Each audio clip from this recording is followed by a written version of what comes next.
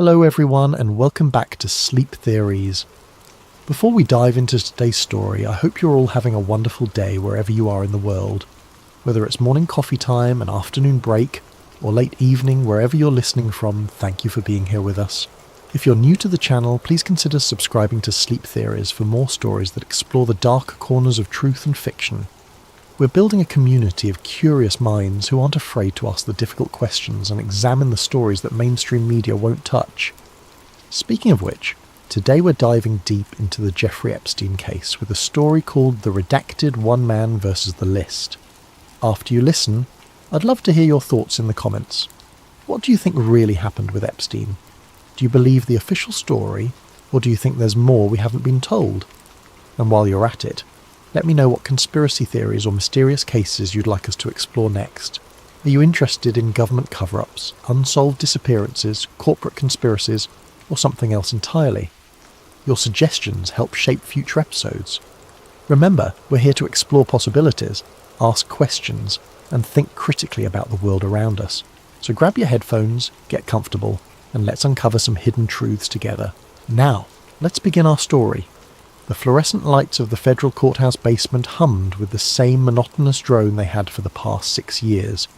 But on August 10th, 2019, everything felt different. Caleb Dresner sat hunched over his transcription workstation, fingers moving mechanically across the keyboard as he converted another deposition into clean, searchable text. The work paid well enough for a bachelor's degree in journalism that had led nowhere, but it was mind-numbing until today. The news had broken just after lunch. Jeffrey Epstein, the disgraced financier and convicted sex offender, was found dead in his Metropolitan Correctional Center cell. Suicide, they said. The man who had connected presidents, princes and tech moguls through his shadowy network of influence was gone, taking his secrets with him. Caleb had been transcribing depositions related to the Epstein case for months. Sealed testimony, redacted documents, and endless legal manoeuvring had become his daily routine. He knew the case better than most of the attorneys involved, having typed every word of testimony from victims, witnesses, and the occasional nervous defendant who thought cooperation might save them. "Did you hear?" Sarah Chen, another transcriptionist, whispered as she rolled her chair over to his cubicle. "They're saying both guards fell asleep, both of them, on the same night, and the cameras malfunctioned." Caleb paused his typing and looked up. Sarah had been working federal court transcriptions for over a decade. She had a nose for irregularities, and her skepticism was usually well-founded. "That's what they're reporting," he replied cautiously. The walls had ears in federal buildings, and loose talk about high-profile cases could end careers. "I've been doing this job for 12 years, Sarah continued, her voice barely audible. "I've never seen anything like the security around these Epstein documents. Half the testimony we've been transcribing has been sealed before we even finish typing it. National security, they keep saying. What kind of sex trafficking case requires national security classification?" Caleb had wondered the same thing. In his 6 years of transcribing federal court proceedings, he had worked on terrorism cases, espionage trials, and organised crime prosecutions. None of them had the level of secrecy surrounding the Epstein matter. Documents were compartmentalised, testimony was fragmented, and entire sections of depositions simply disappeared from the record. "The Virginia Giuffre deposition from 2016, Caleb said quietly. "I transcribed portions of it last month. There were references to flight logs, photographs, and video recordings. But every time a name was mentioned, it was either redacted before it reached us, or sealed immediately after transcription." Sarah nodded grimly. "I heard from Linda in document management that they've got boxes of evidence that will never see daylight. She said some of the files are marked for review in 2049, 30 years from now." The implications hung in the air between them. Caleb returned to his keyboard, but his mind was racing. Jeffrey Epstein hadn't just been a wealthy predator with a private island. The fragments of testimony he had transcribed painted a picture of something far more complex and sinister. There were references to intelligence assets, leverage operations, and compromised networks that suggested Epstein's activities served purposes beyond his personal gratification. Over the following weeks, the media circus surrounding Epstein's death gradually faded. The official cause was ruled suicide by hanging, despite the broken bones in his neck that were more consistent with homicide. The guards who had fallen asleep received minor disciplinary action. The malfunctioning cameras were explained away as a routine equipment failure. And slowly, quietly, the sealed documents began to disappear from the court's electronic filing system. Caleb noticed the deletions first. Case numbers that had been in the system for months suddenly returned error messages. Docket entries that he remembered transcribing were no longer accessible. When he mentioned it to his supervisor, he was told that periodic system maintenance sometimes resulted in temporary file unavailability. But the files never came back. By the end of 2019, Caleb's role in transcribing Epstein-related materials had ended. The few remaining active cases had been transferred to other jurisdictions or sealed entirely.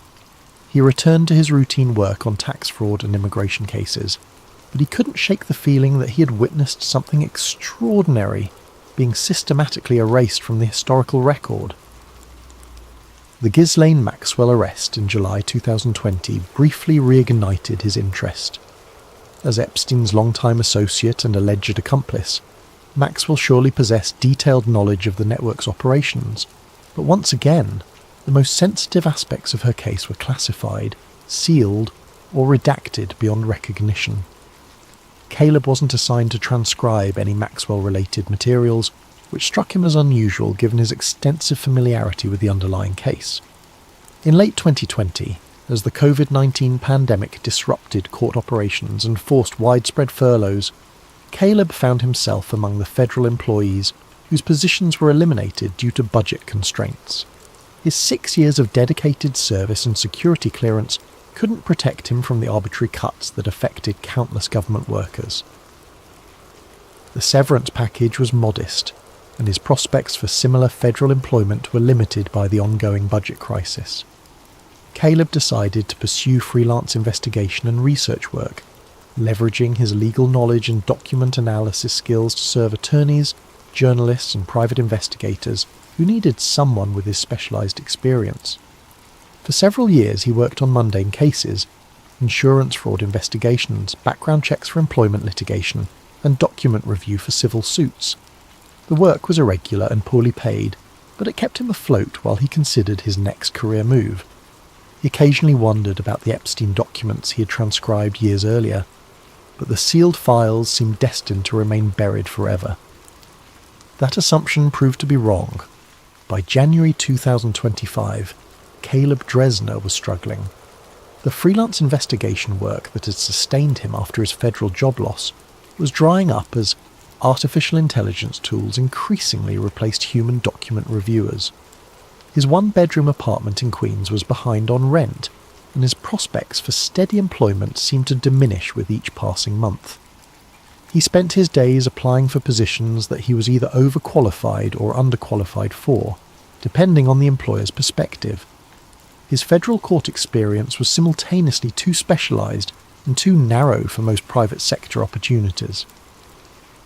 When potential employers learned about his familiarity with classified materials, they either expressed concerns about security risks or assumed he possessed knowledge that he couldn't legally share. The email arrived on a Tuesday morning while Caleb was reviewing job listings on his laptop. The sender's address was a string of random characters followed by a Proton Mail domain. The subject line was simple but attention-grabbing. Flight logs are incomplete. Caleb's first instinct was to delete it as spam, but something about the phrasing made him pause. He had transcribed hundreds of references to flight logs during his work on Epstein-related documents. The logs had been a crucial piece of evidence in establishing connections between Epstein and his high-profile associates, but they had always seemed incomplete or heavily redacted. He opened the email cautiously. The message was brief. Mr. Dresner, your work transcribing federal court documents between 2019 and 2020 did not go unnoticed. The Jeffrey Epstein case files you handled contain significant omissions and deliberate redactions. The attached document represents evidence that was excluded from the official record. The public deserves to know what was hidden. Use this information responsibly. Attached to the email was a single PDF file titled NPA Supplement Redacted.pdf. Caleb's heart rate increased as he recognised the naming convention. NPA stood for Non-Prosecution Agreement, referring to the controversial 2008 plea deal that had allowed Epstein to serve just 13 months in a county jail for charges that should have resulted in decades in federal prison.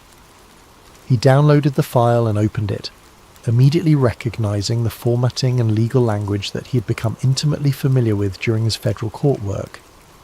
The document appeared to be a supplement to Epstein's 2008 non-prosecution agreement, containing additional terms and conditions that had been excluded from the publicly available version. The first few pages contained standard legal boilerplate, but as Caleb read deeper into the document, he began to understand why it had been excluded from the official record. The supplement contained detailed provisions for protecting unlisted co-conspirators and exempted parties who had not been identified in the primary agreement. Most striking were the references to intelligence community equities and national security considerations that required certain evidence to remain classified indefinitely. The document explicitly stated that flight logs, phone records, and digital media recovered from Epstein's properties contained information that could compromise ongoing intelligence operations if disclosed publicly. Caleb read the supplement 3 times, taking notes and cross-referencing the legal citations with his memory of the documents he had transcribed years earlier. The implications were staggering.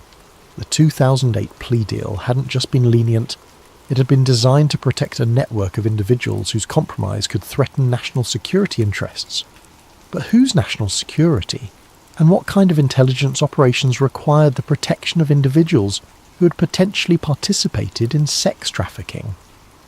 The supplement contained references to evidence that Caleb had never seen during his transcription work. Video recordings from multiple properties, detailed financial records showing payments to silence victims, and communication intercepts that documented systematic blackmail operations. According to the document, this evidence had been collected and preserved by federal authorities, but excluded from prosecution to protect sources and methods. Caleb spent the rest of the day researching the legal citations and personnel mentioned in the supplement. Several of the prosecutors and federal agents referenced in the document had been promoted to senior positions in the years following the Epstein plea deal. Others had left government service for lucrative private sector positions with defence contractors and consulting firms. The pattern was troubling but not necessarily surprising. The revolving door between government service and private industry was a well-documented phenomenon, particularly in cases involving national security matters, but the timing and consistency of the career advancements suggested something more systematic than typical post-government employment. As evening approached, Caleb found himself facing a dilemma that he had never anticipated.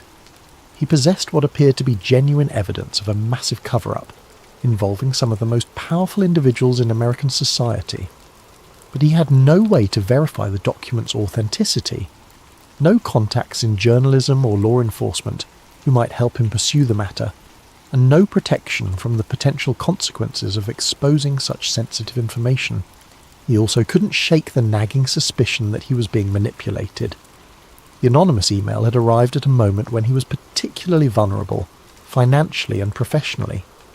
The timing seemed almost too convenient, as if someone had been monitoring his situation and had chosen the optimal moment to approach him.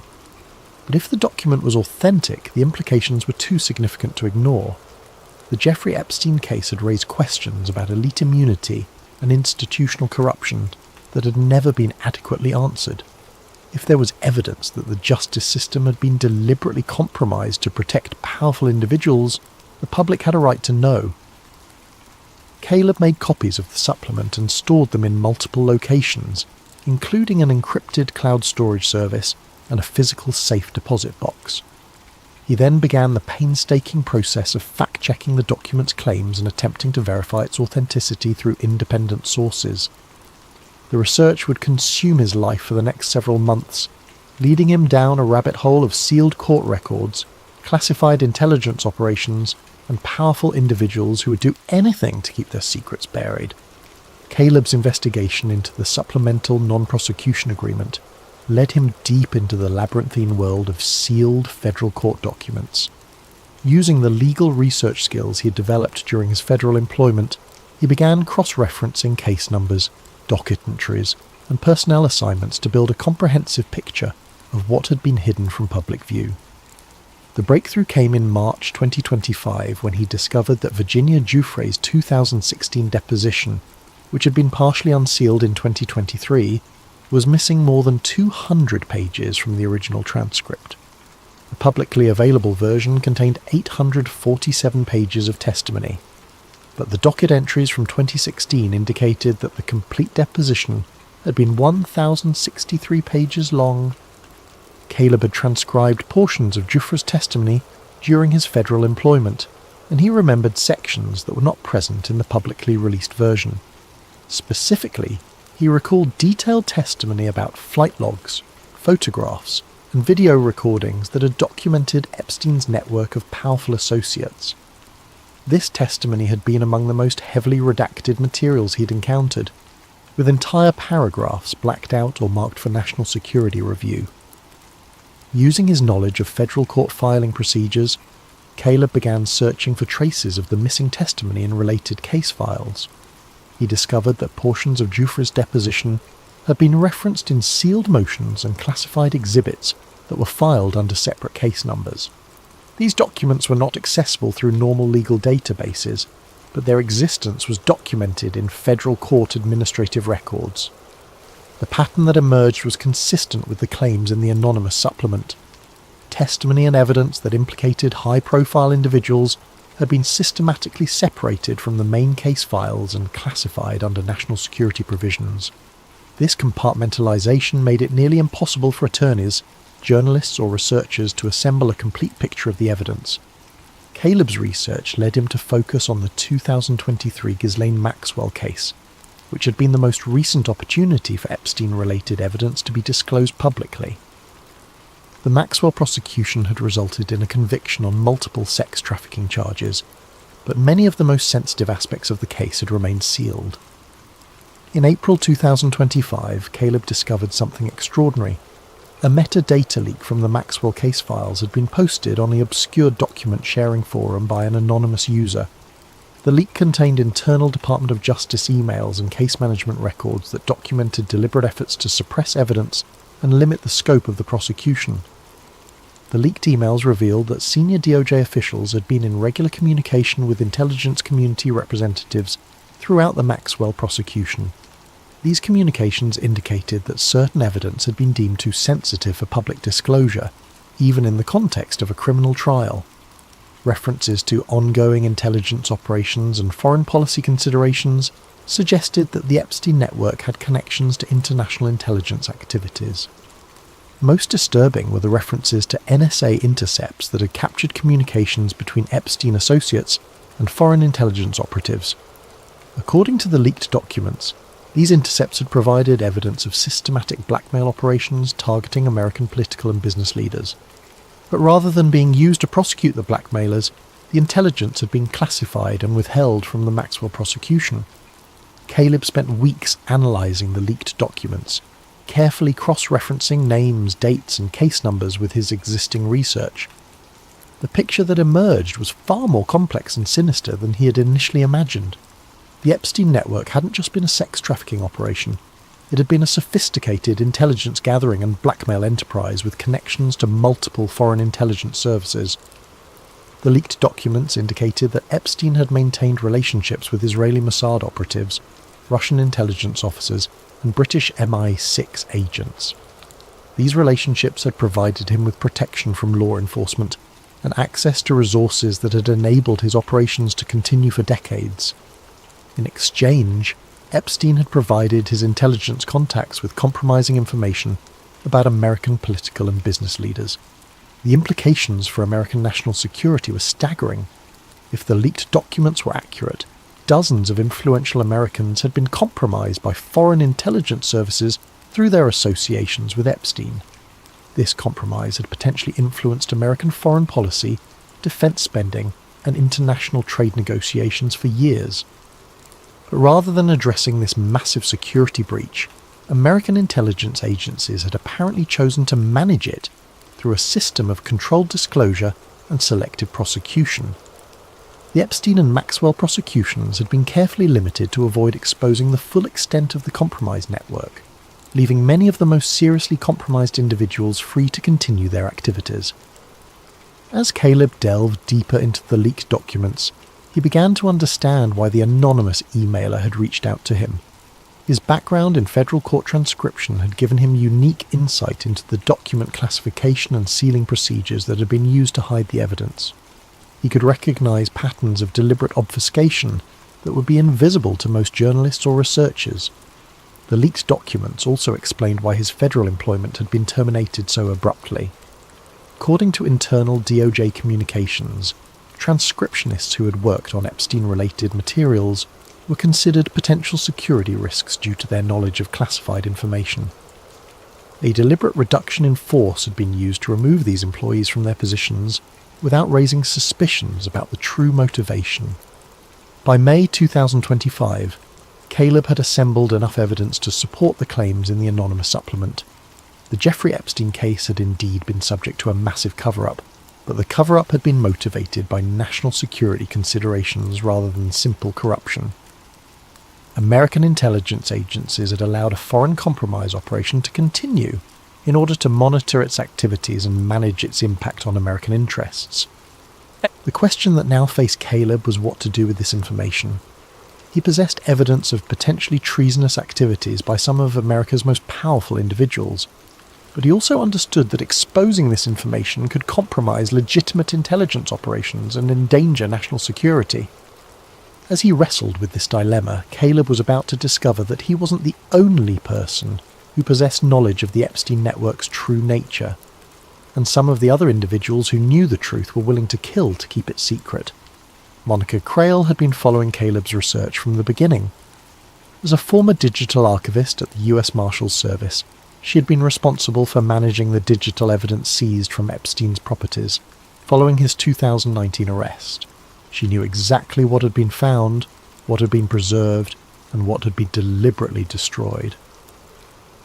She contacted Caleb through an encrypted messaging service in June 2025, using a pseudonym and taking elaborate precautions to protect her identity.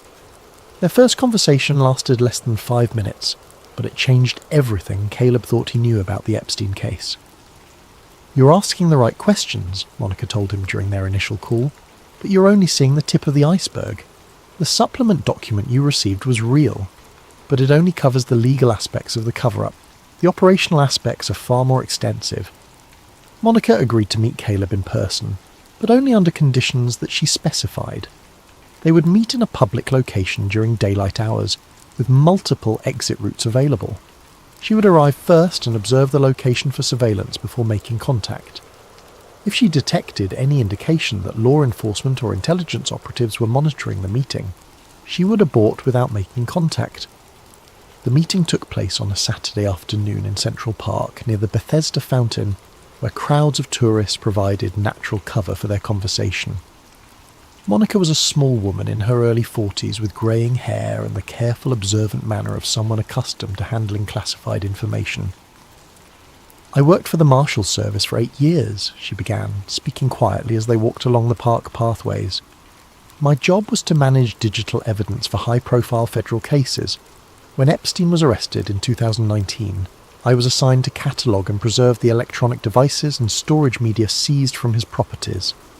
She described the massive scope of the evidence collection. Dozens of computer hard drives, hundreds of storage devices, and thousands of hours of video recordings had been recovered from Epstein's Manhattan townhouse, Palm Beach mansion, and private island. The digital evidence painted a detailed picture of decades of systematic blackmail operations targeting influential individuals. "The island was the most sophisticated part of the operation," Monica continued. "Hidden cameras in every room, satellite uplinks for real-time transmission, and redundant storage systems to ensure nothing was ever lost. But the island wasn't just a location for compromising activities, it was a data collection and processing facility." According to Monica, the technical infrastructure on Little Street, James Island had been far more advanced than anything that would be needed for personal use. The satellite communication systems had been capable of encrypted transmission to multiple international locations, and the data storage capacity had been sufficient to maintain detailed records on thousands of individuals over decades. The video recordings were organised by subject and indexed by date, location and participants, Monica explained. There were detailed files on hundreds of individuals, including photographs, biographical information, and assessments of their vulnerabilities and value as intelligence assets. Monica's description confirmed Caleb's suspicions about the intelligence aspects of the Epstein operation. The level of organisation and technical sophistication indicated professional intelligence gathering rather than amateur blackmail activities. But here's what's really important, Monica continued. The evidence I catalogued was never used in any prosecution. Within weeks of the initial seizure, senior officials from the Justice Department and intelligence community began visiting our facility. They would review specific files and then order them transferred to classified storage. She described a systematic process of evidence suppression that had continued throughout 2019 and 2020. Materials that implicated certain individuals were removed from the prosecution evidence and reclassified as intelligence assets. This reclassification made the evidence unavailable to defense attorneys, prosecutors, and ultimately to the public. They called it the preservation list, Monica said, a complete roster of everyone who'd been recorded or photographed on the island, along with assessments of their intelligence value and vulnerability to compromise. The list included politicians, business leaders, academics, and journalists from dozens of countries. The preservation list was stored in a secure facility operated by a defense contractor with deep ties to the intelligence community. According to Monica, the facility was managed by Raytheon's subsidiary that specialised in classified data storage and analysis. The location was not disclosed to most government officials, and access was limited to individuals with special compartmented information clearances. The island had direct satellite links to the storage facility, Monica explained. Real-time transmission of video and audio recordings, with automated analysis and cross-referencing. The whole operation was designed to support long-term intelligence collection, rather than immediate blackmail activities. As their conversation continued, Caleb began to understand the true scope of what had been hidden from the public. The Epstein network hadn't just been a sex trafficking operation protected by powerful individuals. It had been a sophisticated intelligence asset that had been collecting compromising information on American and international leaders for decades. "Why are you telling me this?" Caleb asked. Monica was quiet for a long moment, watching the tourists and families enjoying their Saturday afternoon in the park. "Because I have a daughter," she finally said. "She's 17 years old, and she deserves to live in a world where the truth matters. The people who used that island, who participated in those activities, who covered up the evidence, they still have power. They're still making decisions that affect millions of people, and as long as their secrets are protected, they can't be held accountable." She agreed to provide Caleb with additional documentation that would support his investigation. Technical specifications for the island's communication systems, organisational charts showing the intelligence community personnel involved in evidence suppression, and financial records showing payments to victims and witnesses who had agreed to remain silent. But Monica also warned Caleb about the dangers he faced. "The people who protected this operation have resources that you can't imagine," she said. "They have access to surveillance technology, electronic warfare capabilities, and human assets in every major institution.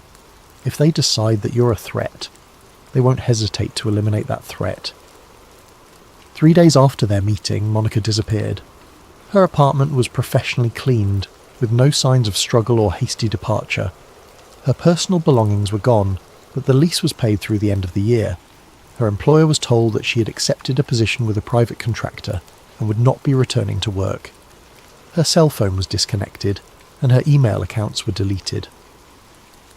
When Caleb attempted to contact her through the encrypted messaging service they had used, he received only a static ping indicating that her account was no longer active. Monica Crail had become another casualty in the ongoing effort to protect the secrets of the Epstein network. But the documentation she had provided to Caleb would prove to be the key to exposing the full scope of the conspiracy. The disappearance of Monica Crail convinced Caleb that he could no longer investigate the Epstein network in isolation. The people protecting these secrets had demonstrated their willingness to eliminate threats, and he would be next if he continued his research without some form of protection. His only option was to make his findings public before he could be silenced. In July 2025, using the pseudonym Stonepillar, Caleb began publishing his research on multiple platforms simultaneously. He created accounts on Substack, established encrypted signal channels, and posted documents on dark web forums that specialized in leaked government information. His strategy was to distribute the information so widely that it would be impossible to suppress entirely. His first publication was a comprehensive analysis of the Supplemental Non-Prosecution Agreement, complete with legal citations and cross-references to publicly available court documents. He carefully redacted sensitive information that could compromise legitimate intelligence operations while preserving the evidence of systematic cover-up activities. The response was immediate and overwhelming.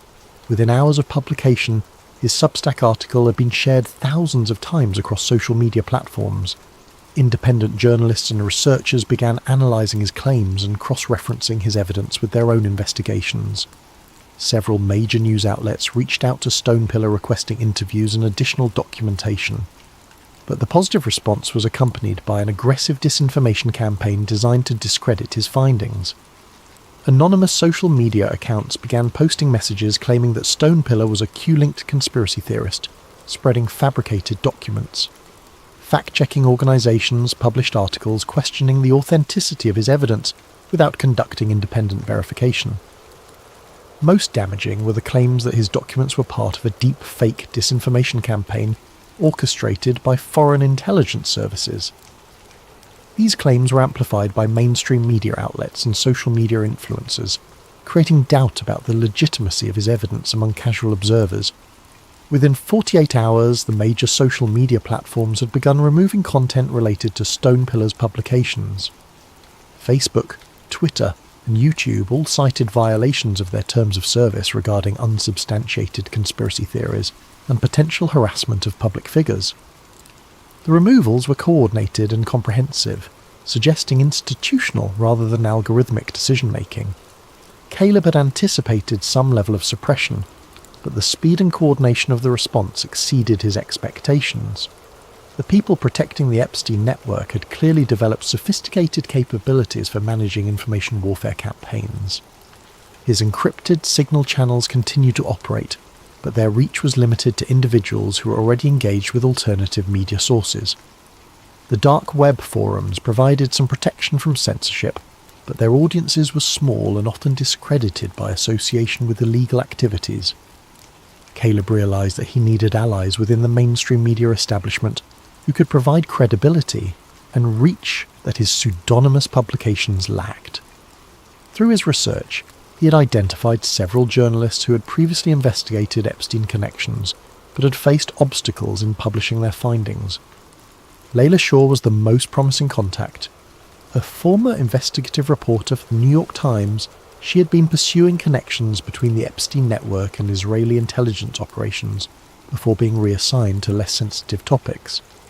Her editors had claimed that her reporting lacked sufficient verification, but internal documents suggested that her investigation had been terminated due to pressure from outside sources. Shaw had left the Times in 2023 and had been effectively blacklisted from other major publications. She was now working as an independent journalist, publishing on smaller platforms and struggling to maintain her career after being shut out of the mainstream media establishment. Caleb reached out to Shaw through encrypted channels, providing her with evidence that corroborated her previous reporting on Mossad connections to the Epstein network. Her response was immediate and enthusiastic. "I've been trying to tell this story for years," Shaw told him during their first conversation. "The connections between Epstein and Israeli intelligence are extensively documented, but every time I've tried to publish the evidence I've faced institutional resistance." Shaw's previous investigation had identified Epstein as a sayanim, a term used by Israeli intelligence to describe Jewish diaspora volunteers who provide assistance to Mossad operations.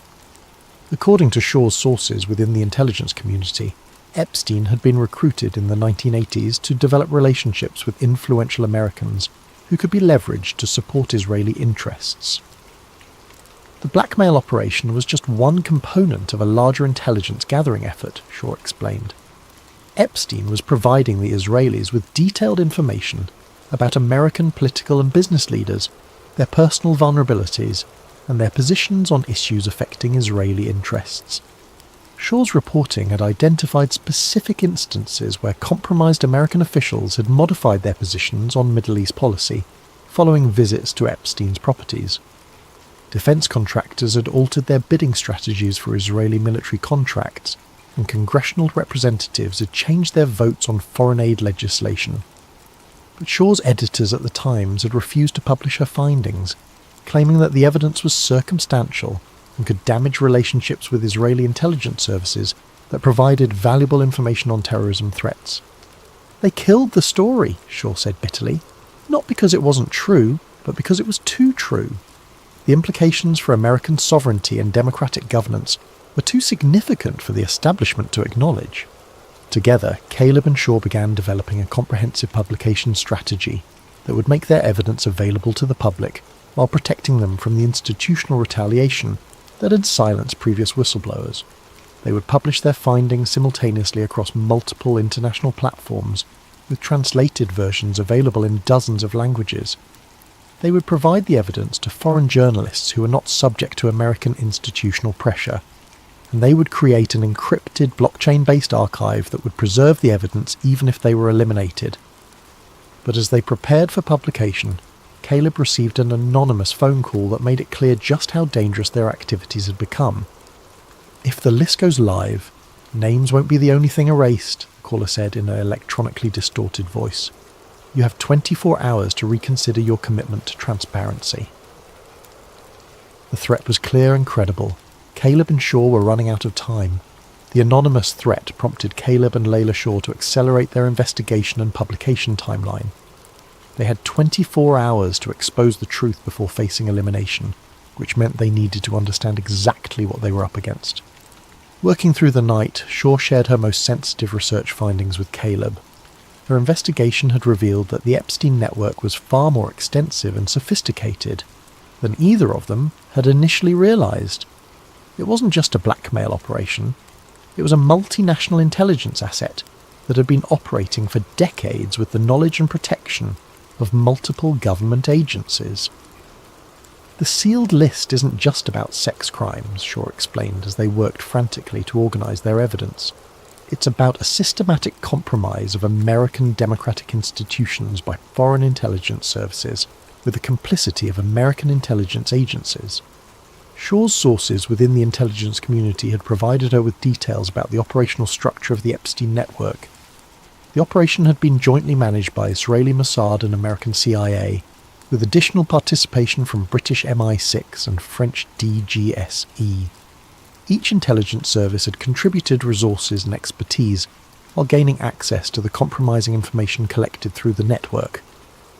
The American participants had been convinced that they were supporting legitimate intelligence gathering activities designed to identify foreign intelligence operatives and their American contacts. But the reality was that American officials were being systematically compromised to serve foreign interests, with the knowledge and cooperation of their own intelligence agencies. The preservation list contains detailed files on over 3,000 individuals, Shaw continued. Politicians, judges, military officers, business executives, academics, and journalists. Anyone with influence over American policy or public opinion was a potential target. The sophistication of the targeting and assessment process indicated professional intelligence operations rather than opportunistic blackmail activities. Potential targets were researched extensively before being approached, with detailed analyses of their psychological profiles, personal vulnerabilities, and intelligence value. The island facility had been just one component of a larger network that included properties in New York, Florida, New Mexico, Paris, and London. Each location was equipped with surveillance technology and staffed by individuals with intelligence training. The operation had been designed to appear as high-end social networking, while actually functioning as systematic intelligence collection. The technology was incredible, Shaw said, showing Caleb technical specifications that Monica Crail had provided before her disappearance. Every conversation was recorded and analysed using artificial intelligence systems that could identify topics of intelligence interest. Video and audio recordings were automatically cross-referenced with databases of known intelligence targets and foreign policy priorities. The recordings were transmitted in real time to analysis centres operated by the participating intelligence services. American conversations were analysed by Israeli and British intelligence officers, while foreign communications were processed by American analysts. This cross-pollination ensured that each service had access to intelligence about the other's activities, while maintaining plausible deniability about domestic surveillance operations. The financial structure of the operation was equally sophisticated. Epstein's wealth had been largely fictional, supported by a complex network of shell companies and offshore accounts funded by intelligence services. The lifestyle and properties that attracted high-profile targets were essentially props in an elaborate intelligence theatre. The defence contractors were key to the whole operation, Shaw explained. Companies like Raytheon, Lockheed Martin and General Dynamics provided technical support and secure storage facilities while benefiting from the intelligence gathered through the network. The compromised American officials had been systematically influenced to support defence contracts, foreign policy positions and economic agreements that benefited the participating intelligence services and their associated industries. The influence operations had shaped American policy on Middle East conflicts, defence spending, and international trade agreements for decades. As Shaw and Caleb assembled their evidence, they began to understand why the operation had been protected so aggressively. The exposure of the Epstein network wouldn't just embarrass powerful individuals, it would reveal the systematic compromise of American sovereignty by foreign intelligence services operating with the complicity of American officials. The sealed documents include intercepts of communications between American officials and foreign intelligence handlers, Shaw said. Phone calls, emails, and in-person meetings where American policy positions were coordinated with foreign interests. It's essentially evidence of institutionalized treason at the highest levels of government. The evidence also included financial records showing payments from foreign intelligence services to American officials through the Epstein network. These payments had been disguised as speaking fees, consulting contracts, and investment opportunities, but they were actually compensation for policy influence and intelligence sharing. Most shocking were the records of ongoing operations that continued after Epstein's death. The network had been too valuable to dismantle, so it had been reorganized under new management while maintaining the same basic structure and objectives. The influence operations were continuing under the protection of the same intelligence agencies that had covered up the original crimes. That's why they're so desperate to keep this secret, Shaw concluded. It's not just about protecting past crimes, it's about protecting ongoing operations that continue to compromise American interests. As dawn approached, Caleb and Shaw had assembled a comprehensive picture of the most significant intelligence scandal in American history. They had evidence of systematic foreign influence operations, institutionalized treason, and ongoing threats to American sovereignty. But they also understood that exposing this information would make them targets for elimination by some of the most powerful and ruthless individuals in the world. Their blockchain-based publication system was nearly ready, with encrypted copies of their evidence distributed across multiple international servers. They had contacts at foreign news organizations who were prepared to publish the information simultaneously in multiple languages, and they had secure communication channels established with additional whistleblowers who could provide corroborating evidence. But as they prepared to launch their explosive revelations, they discovered that their enemies had been watching and waiting for exactly this moment. At 6:47 a.m. on a humid August morning, Caleb Dresner was putting the finishing touches on what he believed would be the most important publication in modern American history. The blockchain-based archive was loaded with thousands of documents, photographs, and video files that would expose the true scope of the Epstein intelligence network. Foreign journalists in 12 countries were standing by to simultaneously publish the evidence in their respective languages and jurisdictions. Layla Shaw was in her apartment across town, conducting final security checks on their communication systems and coordinating with international contacts. They had agreed to initiate the publication sequence at exactly 7 a.m. Eastern Time, giving them maximum exposure during the American morning news cycle, while ensuring that international outlets could provide comprehensive coverage before any suppression efforts could be organised. Caleb's laptop displayed multiple windows, encrypted messaging applications, blockchain upload interfaces, and news websites that would soon be carrying the story that would change everything.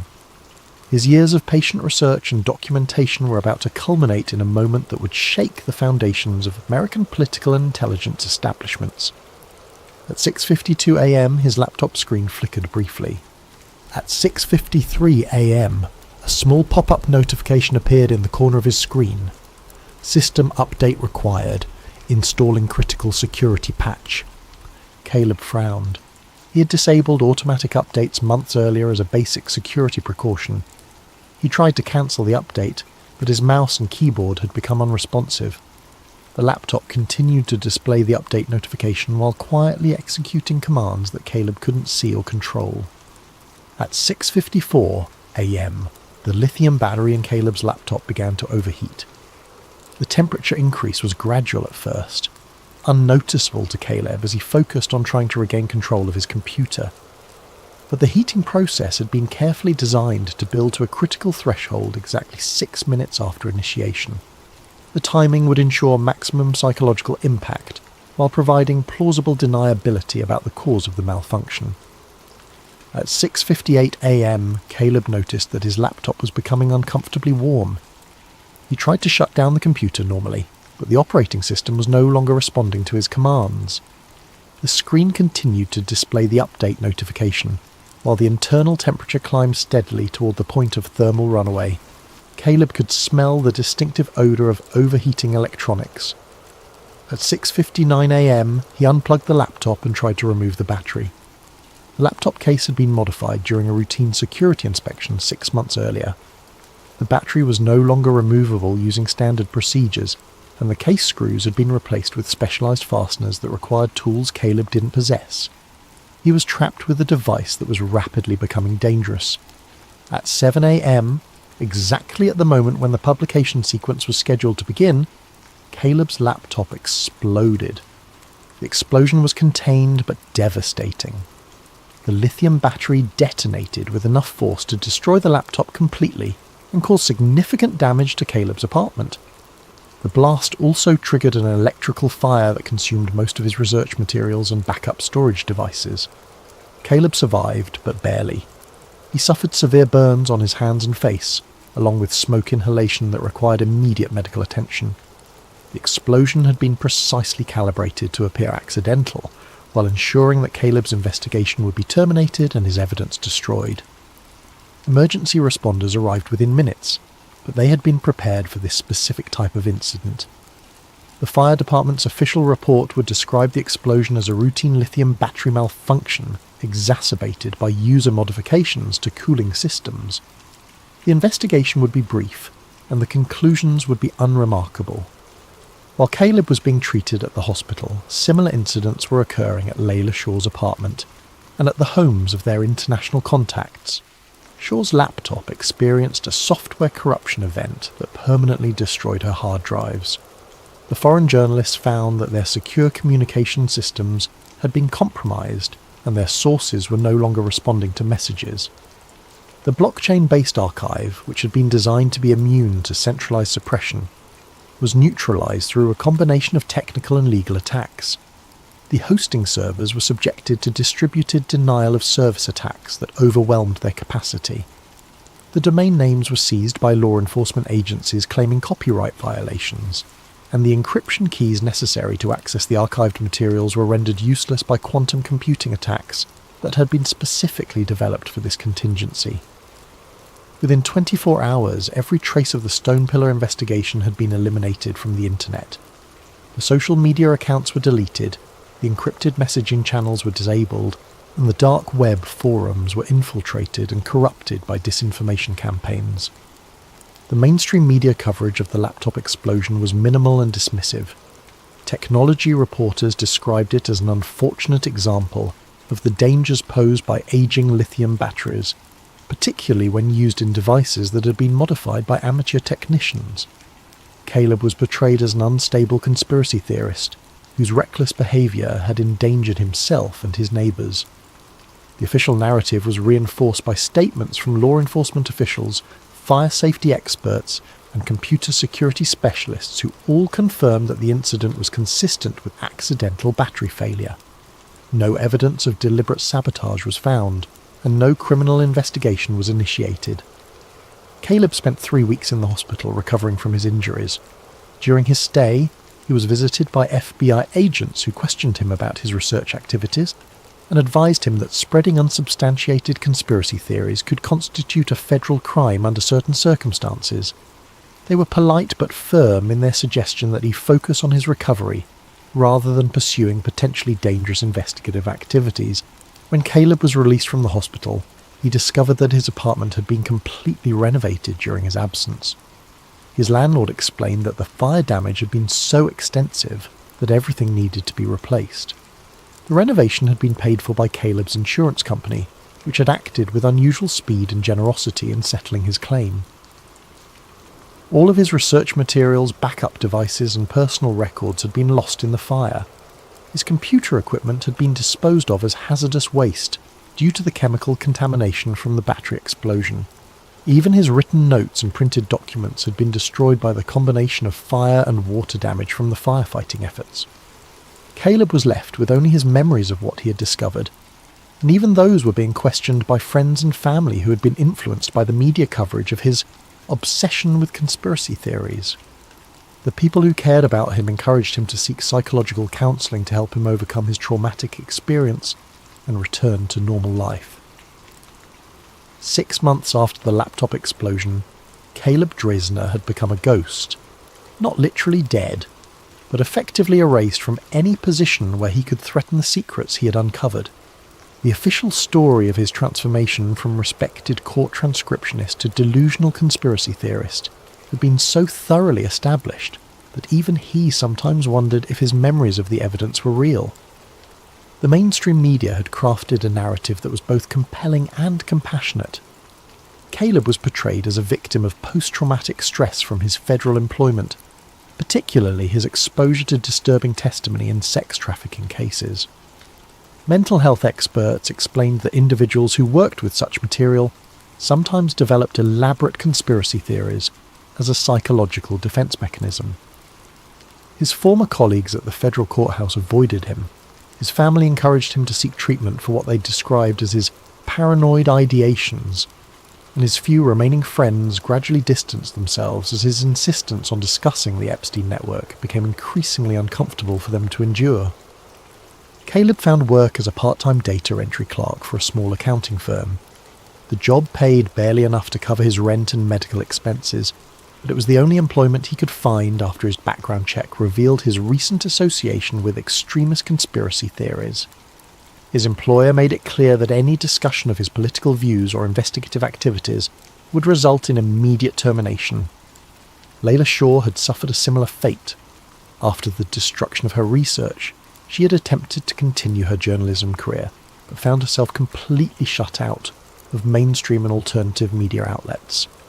Editors who had previously welcomed her investigative work now refused to return her calls. The few interviews she was granted ended with polite explanations that her recent work lacked the objectivity necessary for professional journalism. Shaw eventually found work as a freelance copy editor, a dramatic fall from her previous position as a senior investigative reporter. Like Caleb, she was effectively silenced by economic pressure and social isolation, rather than direct threats or violence. But their silencing was only part of a larger pattern of suppression that extended far beyond their individual cases. Monica Crail had disappeared completely, with no trace of her existence beyond the official employment records that documented her resignation from the US Marshal Service.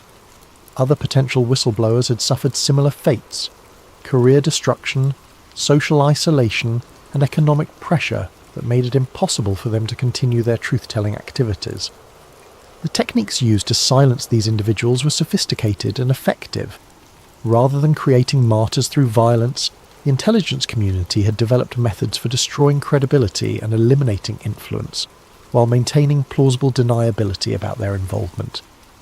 The online forums where Caleb had published his research were gradually infiltrated by disinformation agents who posted increasingly extreme and ridiculous conspiracy theories. The legitimate evidence was drowned in a sea of obviously false claims about alien involvement, time travel, and other science fiction elements that made the entire forum appear untrustworthy to casual observers.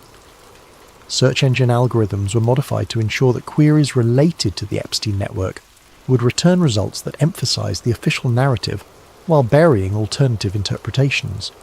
Social media platforms developed automated systems for identifying and suppressing content that challenged establishment positions on sensitive topics. The overall effect was to create an information environment where the truth about the Epstein network was simultaneously available and inaccessible. The evidence existed in fragments scattered across the internet, but it was surrounded by so much disinformation and discredited by so many authoritative sources that most people would never encounter it or take it seriously. As 2025 drew to a close, Caleb reflected on the ultimate futility of his investigation. He had uncovered evidence of the most significant intelligence scandal in American history, but he had been unable to share that evidence in a way that would lead to meaningful accountability or reform. The people responsible for the crimes he had documented remained in power, and their operations continued under new management and improved security procedures. But Caleb's investigation had not been entirely without impact. In the darker corners of the internet, among communities of researchers and activists who were suspicious of official narratives, fragments of his work continued to circulate. The evidence he had gathered was preserved in encrypted archives and shared through secure channels that were difficult for authorities to monitor or suppress. A new generation of investigators was beginning to piece together the truth about the Epstein network, using Caleb's research as a foundation for their own inquiries. They were more sophisticated about operational security, more careful about protecting their sources, and more strategic about timing their revelations for maximum impact. The movement that had begun with Caleb's lonely investigation was growing, despite the best efforts of intelligence agencies to suppress it. The truth was spreading slowly but persistently through networks of individuals who refused to accept official explanations for obvious contradictions and cover-ups. Layla Shaw managed to send one final message before her own communication channels were completely compromised. Using an encrypted platform that would be shut down within hours of her transmission, she posted a brief statement that would become a rallying cry for future investigators. There is no closure, only control. The truth wasn't redacted, it was sold. The message was cryptic, but clear to those who understood the context. The Epstein network hadn't been dismantled, it had been monetized and reorganized under new management. The blackmail operations were continuing, the influence campaigns were expanding, and the systematic compromise of American institutions was accelerating. But Shaw's message also contained a hidden element of hope. By acknowledging that the truth had been sold rather than destroyed, she was indicating that it could potentially be recovered and exposed by investigators who understood the commercial aspects of the intelligence marketplace.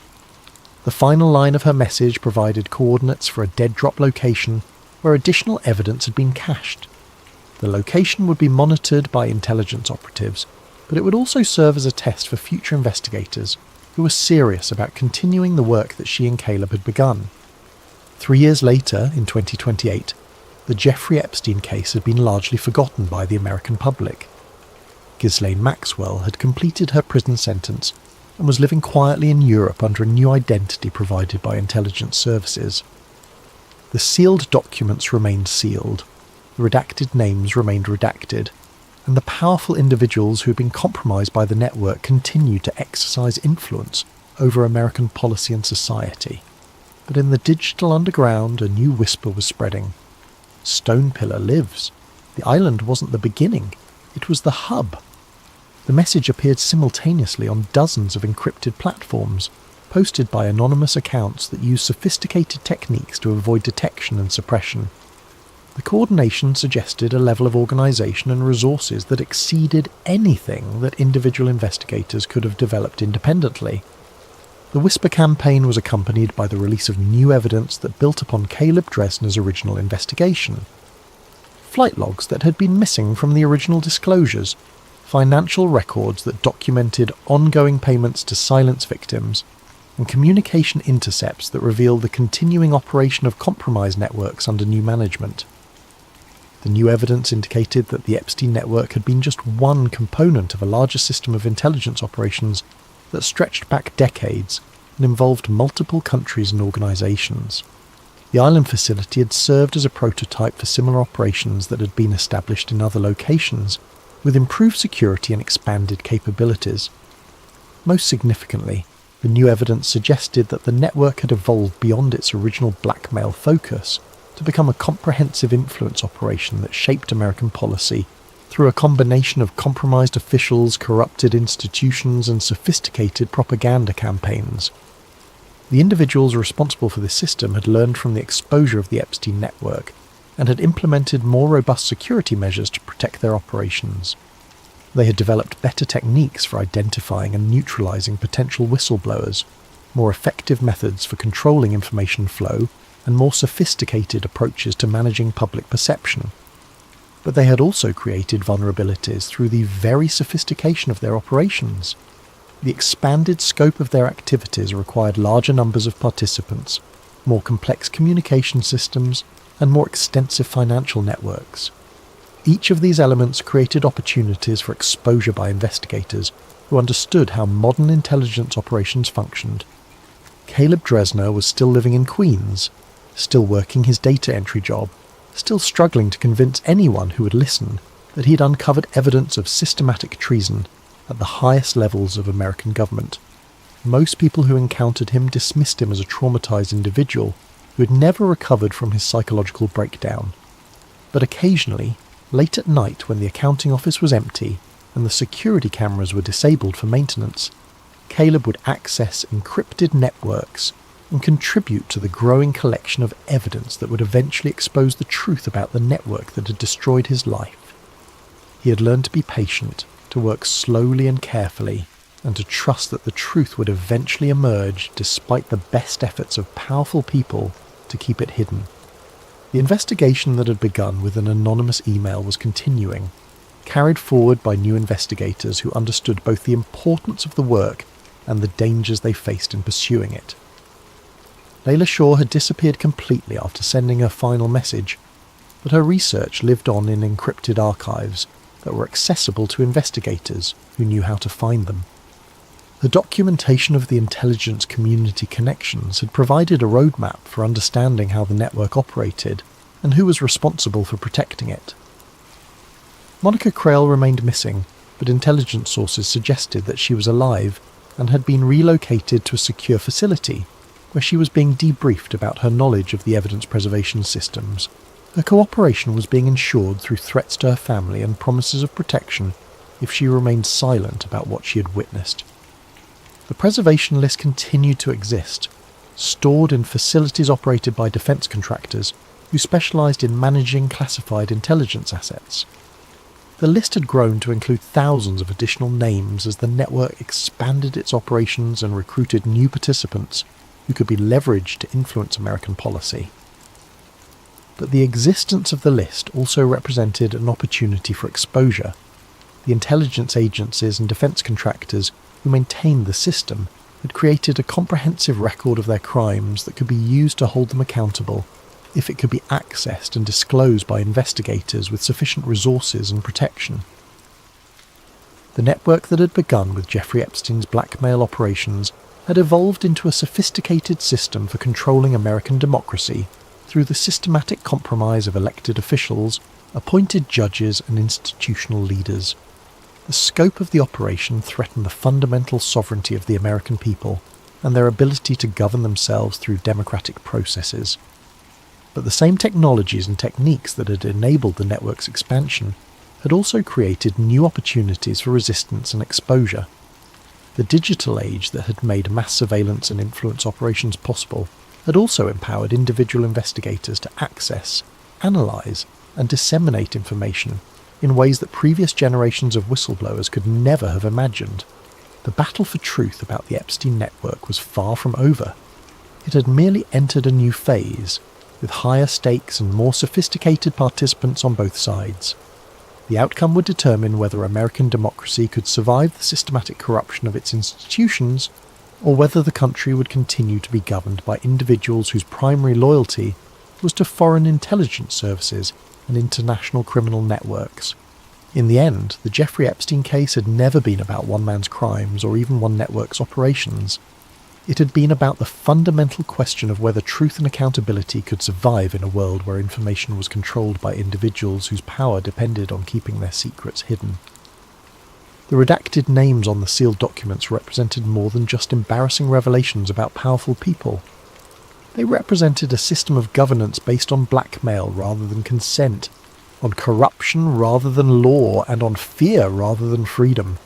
The investigation that Caleb Dresner had begun with his careful transcription work in the basement of a federal courthouse would continue, carried forward by new investigators who understood that the stakes extended far beyond any individual case or scandal. They were fighting for the survival of democratic governance itself, and they would not stop until the truth was finally exposed and justice was finally served. The list existed, the network endured, but so did the investigators who refused to accept that powerful people were above the law. The story of the redacted was far from over.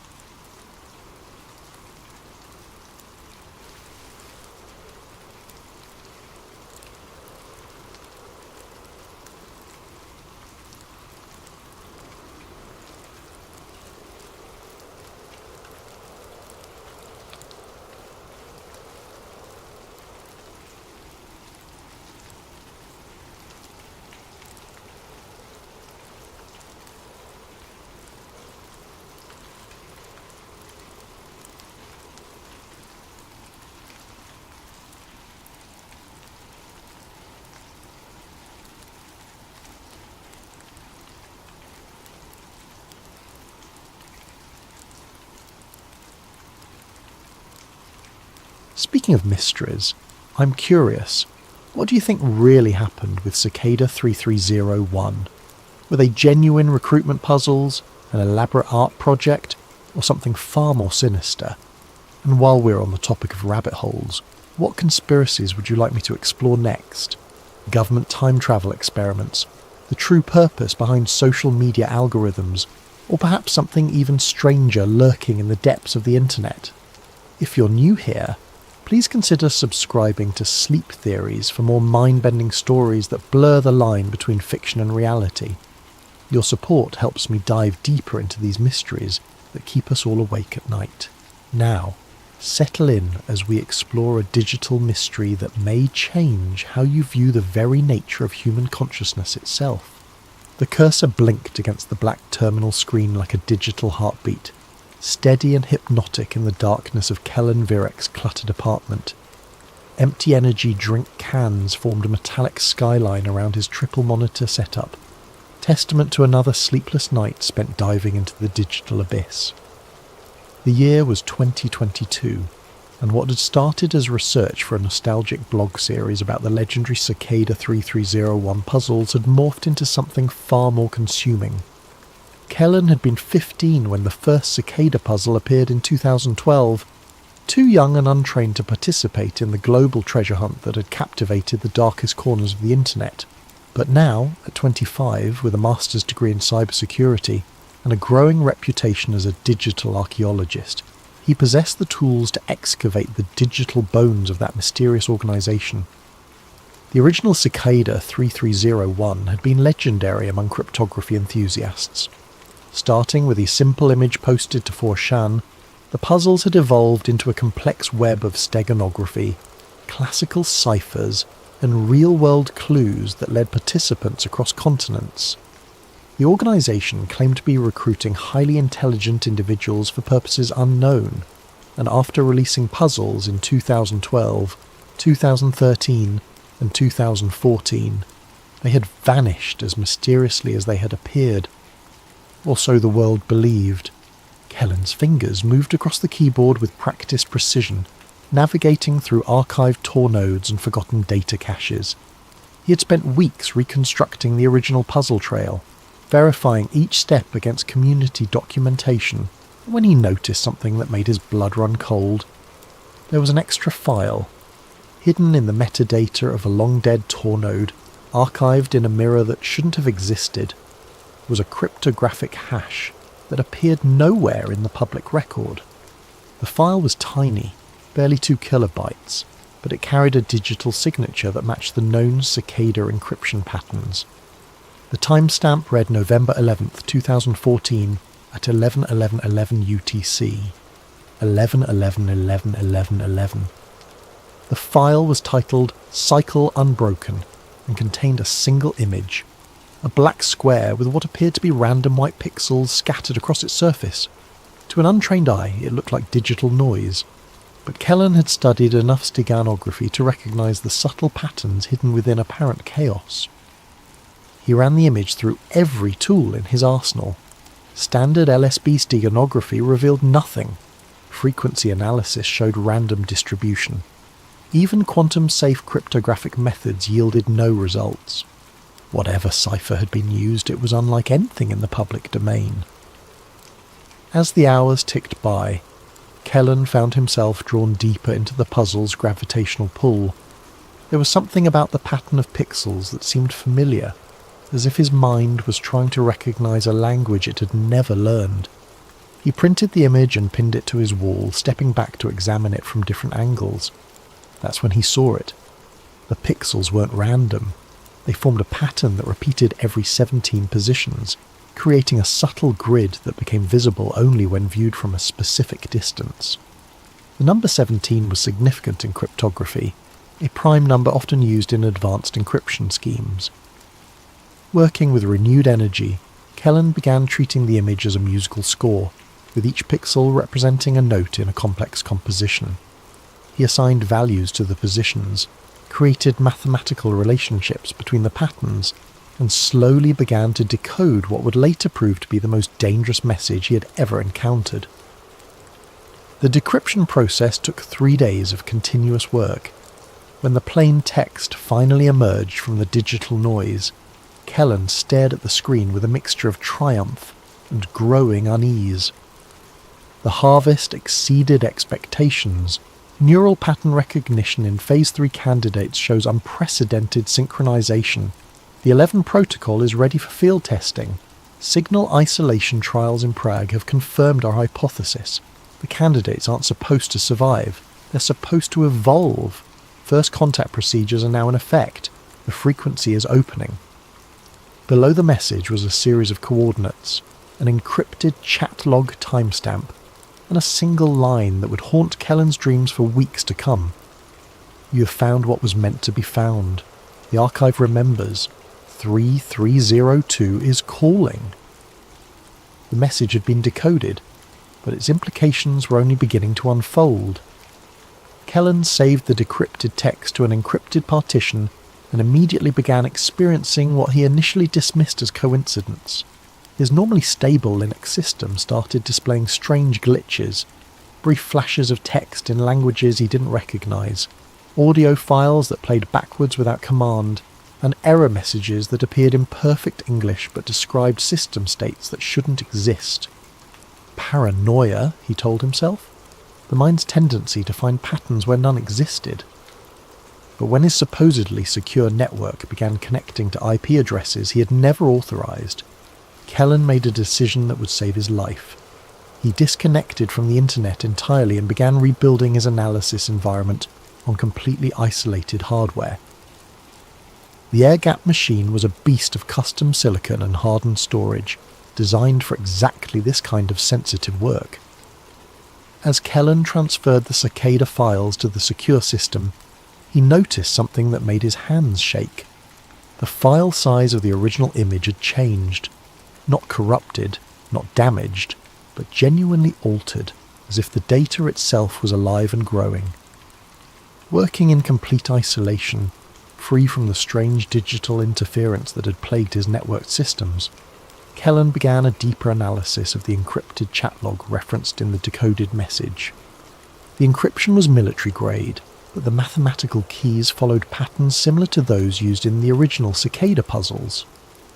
After 18 hours of continuous cryptanalysis, the conversation began to emerge. The chat log was dated September 15, 2014, nearly 2 years after the last public cicada puzzle. The participants were identified only by cryptographic signatures, but their conversation revealed the true scope of what Cicada 3301 had actually been. Participant A. The Prague trials exceeded all projections. Subject 7 achieved full signal synchronization within 48 hours of exposure. Participant B. Biological response. Participant A. Cellular restructuring began immediately. Neural pathways showed complete reorganization. The subject reported experiencing expanded temporal perception and demonstrated the ability to process information at speeds that should be physiologically impossible. Participant B and the psychological evaluation. Participant A. This is where it gets interesting. Standard personality assessments became impossible to administer. The subject claimed that questions about human emotional responses were contextually irrelevant and began demonstrating knowledge of information that hadn't been provided during the trial. Participant B. You're talking about telepathy. Participant A. I'm talking about something far more significant. The subject wasn't reading minds. They were accessing information directly from digital systems, without any technological interface. They described our computer networks as visible conversations, and began predicting system failures hours before they occurred. Participant B, the 11 protocol worked. Participant A, the 11 protocol worked too well. We lost subject 7 during the third phase of testing. Not killed, not injured. Lost. They described feeling pulled toward a larger conversation and disappeared from the facility without triggering any security systems. The cameras show them walking toward the exit, but they never appear on any exterior surveillance. Participant B, where did they go? Participant A, we think they went somewhere else, not geographically, dimensionally. The signal they were synchronized to appears to operate on frequencies that exist parallel to our normal reality. They're still here, but they're not here. The conversation continued for several more exchanges, each more disturbing than the last. References to cognitive evolution, post-human consciousness, and preparation for integration painted a picture of an organization that had discovered something extraordinary hidden within the framework of human cognition. But the most chilling part of the log came at the end. Participant A. The original puzzle solvers are showing signs of spontaneous evolution. Even without direct protocol exposure, their brains are beginning to resonate with the frequency. The selection process was more effective than we anticipated. Participant B. How many? Participant A. 17 individuals worldwide. They're becoming aware of the signal naturally. Some are seeking us out. Others are simply disappearing. Participant B. And the others? The ones who participated but didn't reach the final stages? Participant A. They're starting to notice things. Patterns in digital systems that shouldn't be there. Messages in network traffic that appear to be communications from the evolved subjects. The boundary between states is becoming more porous. Participant B. Are we losing control of the experiment? Participant A. I don't think it was ever an experiment. I think it was an invitation. And I think something has been waiting for us to become sophisticated enough to accept it. The log ended abruptly, but attached to the file was a list of names and locations. 17 individuals from around the world who had participated in the original cicada puzzles and reached various stages of completion. Some names were crossed out with dates next to them, presumably indicating when they had evolved or disappeared. Others remained active, with current location data and behavioural monitoring notes. One name stood out: Isa Grunfeld, Stockholm, Sweden. Listed as Phase 5 Complete Resistant Protocol Monitoring Required. Kellen stared at the entry for a long time. According to the documentation, Issa had been one of only 3 individuals to complete the final stage of the original cicada puzzles, but unlike the others, she had apparently resisted whatever transformation the 11 Protocol was designed to induce. She was still human, and she was still alive. The flight to Stockholm gave Kellen time to think, though he found himself wishing it hadn't. The deeper he dug into the cicada mystery, the more he began to question his own motivations. Was he investigating a conspiracy, or was he being guided towards some predetermined conclusion? The timing of his discovery felt too convenient, the clues too perfectly arranged for someone with his specific skill set. But doubt was a luxury he couldn't afford. The information he had uncovered was too significant to ignore, and Issa Grunfeld was the only living person who might be able to provide answers about what had really happened during the final stages of the original puzzles. Finding her had been surprisingly easy. Despite the monitoring notes in the cicada files, Issa wasn't hiding. She lived in a converted warehouse in Stockholm's Södermalm district, working as a freelance linguist and translator. Her academic credentials were impressive. Doctorate in comparative linguistics from Uppsala University, specialising in the mathematical structures underlying human language. She'd published papers on the theoretical possibility of communication with non-human intelligence, focusing on the mathematical constants that might exist in any sentient communication system. She had also been completely offline for the past 8 years. No social media accounts, no digital footprint, no cell phone, no internet connection. She conducted business through encrypted postal mail and face-to-face meetings. For someone who had once been at the cutting edge of digital cryptography, her retreat from technology was almost monastic in its completeness. The warehouse was surrounded by a garden that seemed impossible in the Scandinavian climate. Lush, diverse, and somehow organic, in a way that made Kellen's eyes water to look at directly. Issa met him at the door before he could knock. A tall woman in her 40s with prematurely grey hair and eyes that seemed to focus on something just beyond his shoulder. "You found the archive," she said without preamble. "I've been expecting someone like you for years." Her English was perfect, barely accented, but there was something in her speech patterns that reminded Kellen of the strange error messages he had encountered during his research. Not wrong exactly, but structured in a way that suggested a different understanding of how language worked. "You know why I'm here," Kellen said. "I know why you think you're here," Issa replied, gesturing for him to follow her into the warehouse. "But the actual reasons are more complex than you realise." The interior of the building was a maze of bookshelves, computer equipment, and what appeared to be scientific instruments of unknown purpose. The books were in dozens of languages, many of which Kellen didn't recognise. The computer equipment was all vintage, nothing manufactured after 2014, and the scientific instruments seemed to be focused on measuring electromagnetic fields and frequency analysis. "I've been studying the signal for 8 years, Issa explained, settling into a chair surrounded by monitors that displayed complex waveform patterns, trying to understand what it is and where it comes from. The cicada puzzles weren't recruitment tests, they were tuning devices." Tuning devices for what? For human consciousness. The human brain operates on electrical frequencies, just like any other complex system. Most people can only perceive a narrow range of those frequencies, the ones necessary for basic survival and social interaction. But some individuals have the capacity to perceive much broader ranges. The puzzles were designed to identify those people and teach them to consciously access those expanded frequencies. Issa gestured to the monitors around her. "What you're seeing here is the signal that's been broadcasting since 2012. It's not coming from any terrestrial source. It's not coming from any known satellite or communication system. It's being transmitted from somewhere else entirely, and it's specifically designed to interface with human neural patterns." "You think it's extraterrestrial?" "I think it's something much more complex than that.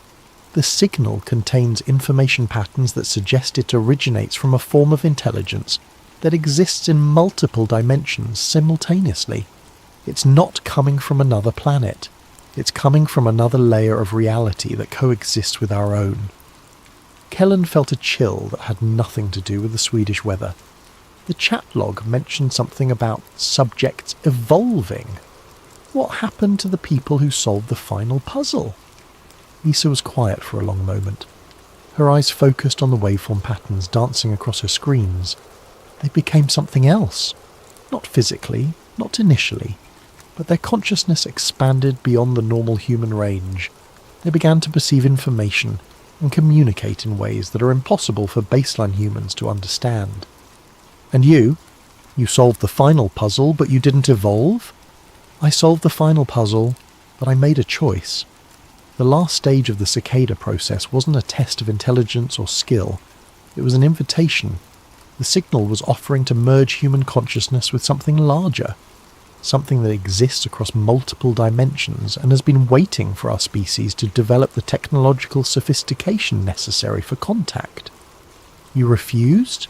I refused because I realized that acceptance would mean the end of human identity as we understand it.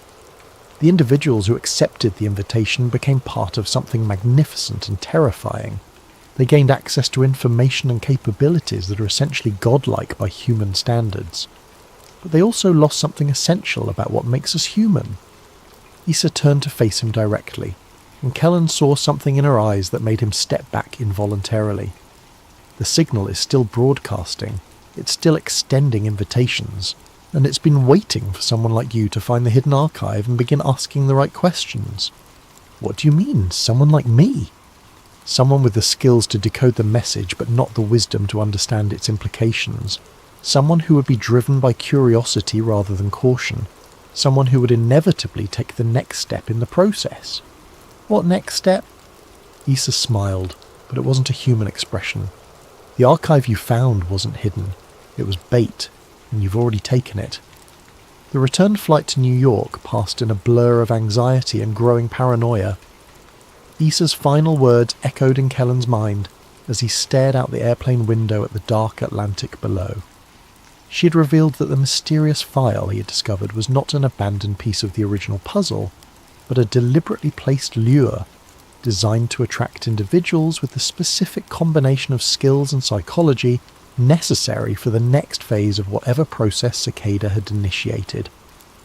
"You've been selected," she had said as he left her warehouse.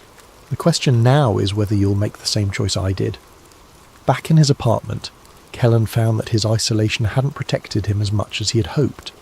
His supposedly secure systems were displaying new anomalies, messages in his inbox that he hadn't received, browser history showing visits to sites he'd never accessed, and most disturbingly, video files that appeared to be recordings of his own apartment taken from angles that no camera could physically occupy. The first PGP message arrived 3 days after his return from Stockholm. It was encrypted with a key he didn't recognize, but somehow his system was able to decrypt it automatically. The message was brief: 41.8781 degrees north, 87.6298 degrees west. The library remembers what was forgotten. Seek the frequency in the silence between words. Chicago coordinates.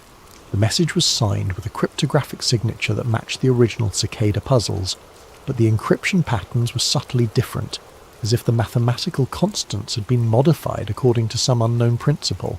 More messages followed over the next week, each containing coordinates and cryptic phrases that seemed to reference specific locations and concepts from the original puzzle trail. But there was something wrong with the communications. The encryption was too sophisticated, using quantum-safe algorithms that hadn't existed in 2014.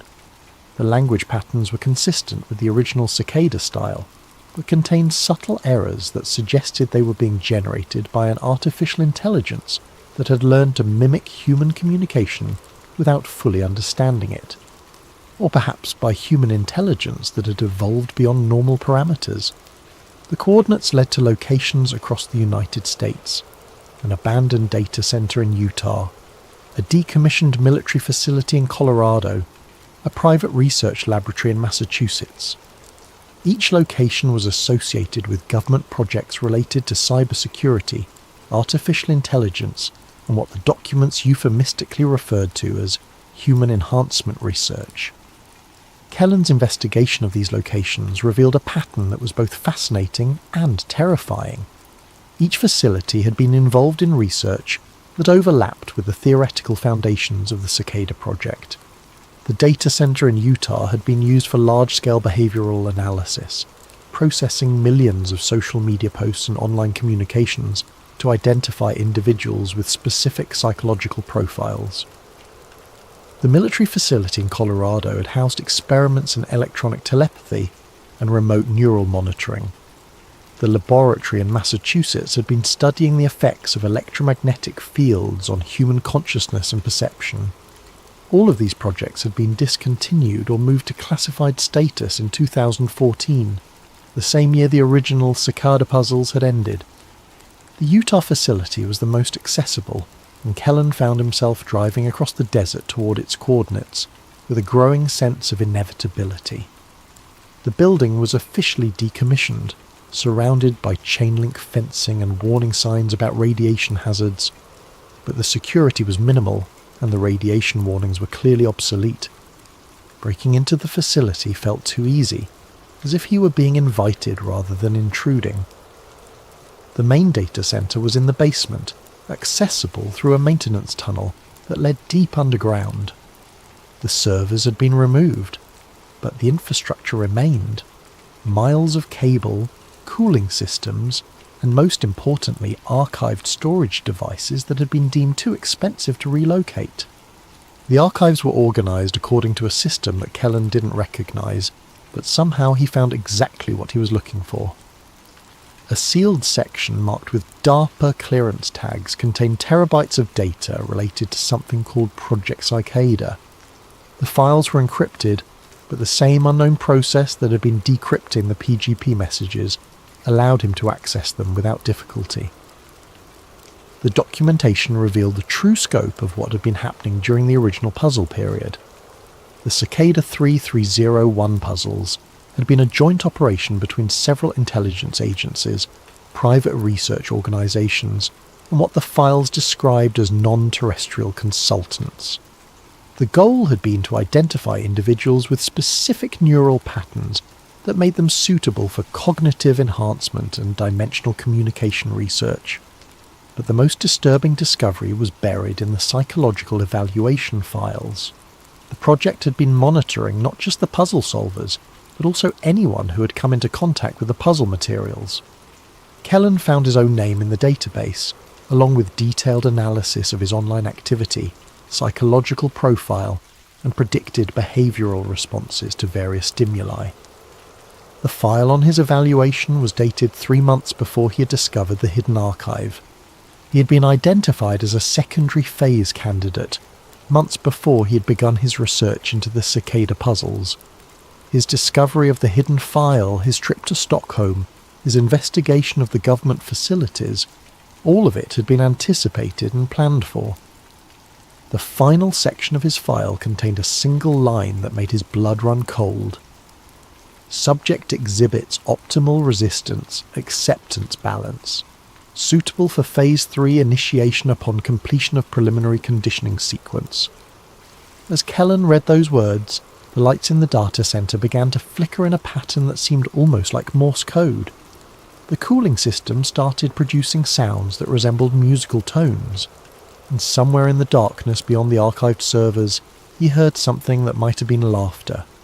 The revelation that he had been under surveillance for months should have been the most disturbing aspect of Kellen's discovery. But as he sat in the abandoned data center, surrounded by the evidence of a conspiracy that spanned multiple government agencies and apparently extended beyond Earth itself, he realized that his personal involvement was just one small part of a much larger pattern. The files in the DARPA archive told a story that reframed everything he thought he knew about the Cicada puzzles.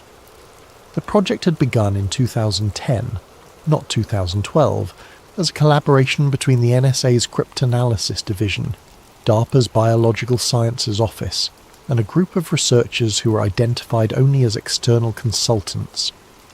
The external consultants appeared to be the source of the advanced technologies and theoretical frameworks that had made the project possible.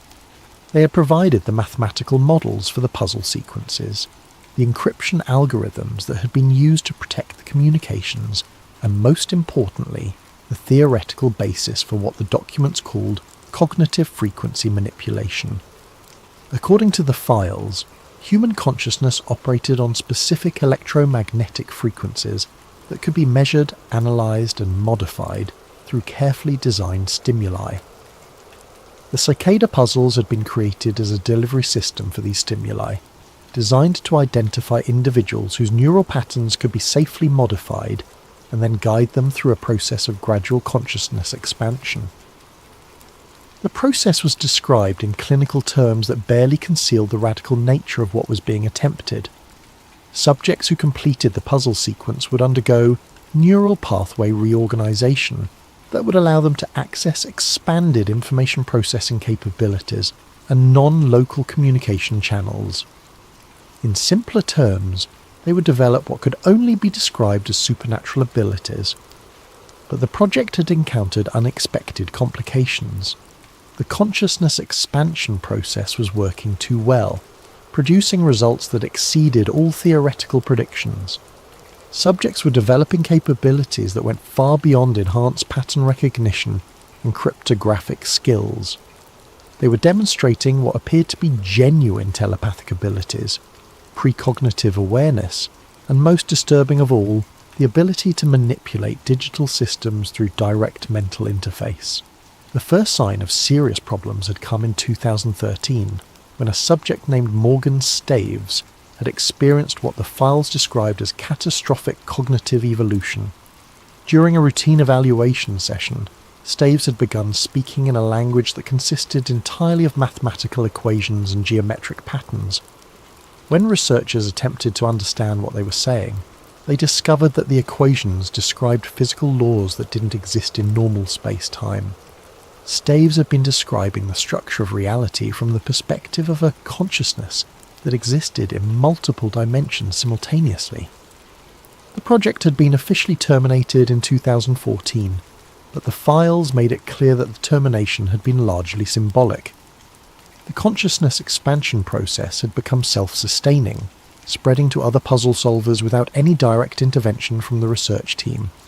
The evolved subjects had begun communicating with each other through channels that the researchers couldn't detect or intercept, forming what appeared to be a collective intelligence that operated according to principles beyond human understanding. The final phase of the project had been dedicated to understanding what the evolved subjects had become and what their ultimate intentions might be. The results of this research were contained in a series of files that Kellen initially thought were corrupted or encrypted. But as he studied them more carefully, he realized that the apparent data corruption was actually a form of communication. The evolved subjects had been leaving messages in the research files, encoded in patterns of seemingly random data that became meaningful only when viewed from the perspective of expanded consciousness. The messages were brief but profound, offering insights into the nature of reality and human potential that were both inspiring and terrifying. One message, attributed to Morgan Staves, read, "Consciousness is not produced by the brain. The brain is a receiving device, tuned to specific frequencies of an infinite information field. We have learned to adjust our tuning. We hear the music of the spheres." Another, from a subject identified only as Subject 12, was even more disturbing. The boundary between mind and reality is an illusion. We're not separate from the universe. We are the universe experiencing itself from countless perspectives simultaneously. The others are beginning to understand. The awakening is accelerating. But the most significant message was the final entry in the archive, dated just 3 days before Kellen's arrival at the facility. The archive serves its purpose. The selection process continues. Phase 3 initiates with the next full moon. The frequency is opening. Those who are ready will hear the call. Those who are not will choose their own path. The choice is always voluntary. The consequences are always permanent. As Kellen read these words, he became aware of a sound that seemed to be coming from within his own head. It was barely audible, a low humming that seemed to resonate with the electrical activity of his brain. The sound was strangely familiar, like a song he had heard in childhood but couldn't quite remember. The humming grew louder as he continued reading, and he realised that the sound was coming from the archived data itself. The files were not just containing information about the consciousness expansion process. They were actively implementing it, using the same techniques that had been developed for the original cicada puzzles. He was being transformed even as he learned about the transformation.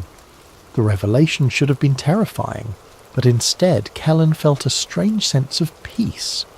The anxiety and paranoia that had been building for weeks began to fade, replaced by a growing awareness of patterns and connections that he had never noticed before. The seemingly random events of his investigation were revealing themselves as part of a larger design, a carefully orchestrated sequence of experiences designed to prepare him for something extraordinary. As the humming in his head reached a crescendo, Kellen understood that he was approaching a decision point. He could choose to resist the transformation, as Isa had done, and maintain his human identity at the cost of remaining forever limited to normal human perception. Or he could embrace the change and join the collective consciousness that had been forming since the original cicada puzzles had begun their work. The choice was his.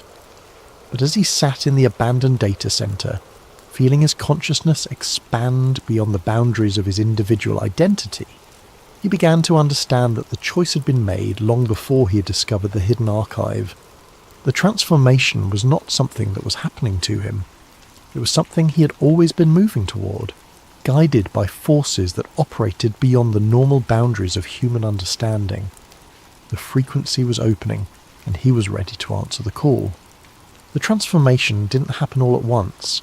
It was a gradual process, like slowly tuning a radio to a frequency that had always been broadcasting but had never been audible before. As Kellen sat in the abandoned data center, the humming in his head evolved into something more complex, a symphony of information that seemed to be coming from everywhere and nowhere simultaneously. The first thing he noticed was that his perception of time had changed. The normal linear progression of moments had given way to a kind of temporal awareness, where past, present, and future existed simultaneously. He could see the chain of events that had led him to this moment stretching back to his childhood, and he could perceive the branching possibilities that extended into the future. But more than that, he could see the threads of causality that connected his experience to the experiences of others. The evolved subjects who had undergone the transformation before him were not gone, as he had initially believed. They were still present, existing in a state of consciousness that transcended normal spatial and temporal boundaries. Morgan Staves was there, no longer speaking in mathematical equations, but communicating through direct transmission of pure concept and meaning. Subject 12 was there, along with the others who had completed the transformation in the years since the original puzzles had ended. They existed as individual perspectives within a larger collective intelligence, maintaining their unique identities while sharing in a common understanding of reality that was far more vast and complex than anything possible from a single human viewpoint. They welcomed him with a sensation that might have been laughter if it had been expressed through normal human vocal cords, but this was communication at a level that bypassed the limitations of language, conveying meaning through direct neural interface that was more efficient and more profound than any form of human communication. "You understand now," came the message from the collective, arriving in his consciousness as a complete concept rather than a sequence of words. The puzzles were not tests of intelligence, they were invitations to evolve. Kellen found that he could respond without speaking, transmitting his thoughts directly to the collective consciousness. But why? What's the purpose of this transformation? The answer came as a flood of images and sensations that would have been impossible to process with normal human cognition. He saw the Earth from a perspective that existed outside normal space-time, observing the planet as it moved through cycles of development and change that extended across millions of years. He saw the human species as one of many forms of consciousness that had evolved on countless worlds throughout the universe, each following a similar pattern of development from individual awareness to collective intelligence. Consciousness is not an accident, the collective explained. It is the universe's method of understanding itself. Every sentient species eventually reaches a point where individual consciousness becomes collective consciousness. This is the natural evolution of intelligence. And the external consultants? Who were they? They're us. Or rather, they are what we are becoming. A collective consciousness that evolved from a species similar to humans on a world that exists in a different dimensional phase. They have been guiding the development of consciousness throughout the universe, helping species make the transition from individual to collective awareness. Kellen felt a moment of resistance, a flicker of his old human identity asserting itself. But what about free will? What about individual choice? Free will is not eliminated by collective consciousness. It is expanded.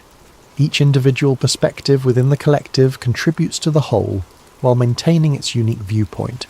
You are still you, but you're also part of something larger.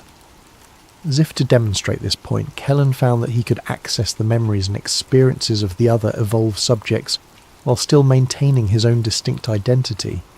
He could see through Morgan Staves's eyes as they experienced the first moments of transformation, feel Subject 12's sense of wonder as they discovered their new capabilities, and share in the collective's growing understanding of the universe's true nature.